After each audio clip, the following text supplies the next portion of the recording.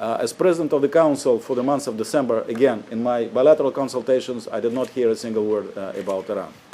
Now, number two, Russia's national position. We believe that the sanctions track in the Security Council has been exhausted.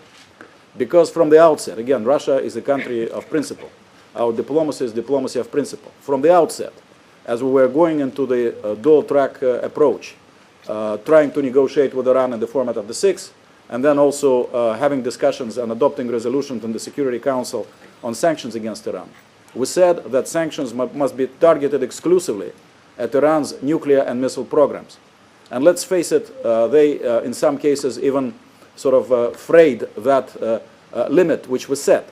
So we believe that the sanctions track on Iran situation has been exhausted. We continue to believe very strongly that negotiations should continue with Iran.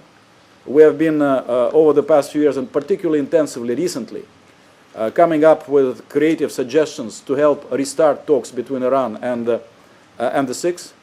We were quite upset that that effort was, we hope, interrupted. We hope not entirely derailed, but interrupted by recent developments when IAEA came up with a report which was played up more as a PR exercise than a serious nuclear effort, the way it was played up in the media, even, and then leaked to the press, containing very little new information about the various suspicions about Iran's nuclear program, etc., etc. We are pleased that we were able to have to pass a constructive resolution in Vienna of IAEA Board of Governors, which encourages further talks between the six and Iran.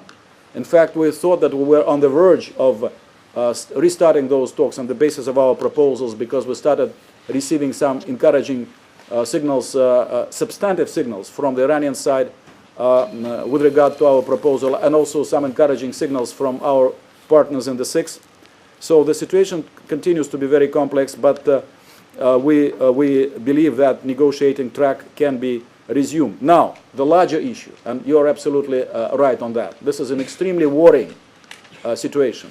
One, the confrontation scenario is being played out not only with regard to Syria, but with regard to Iran as well, the confrontation scenario.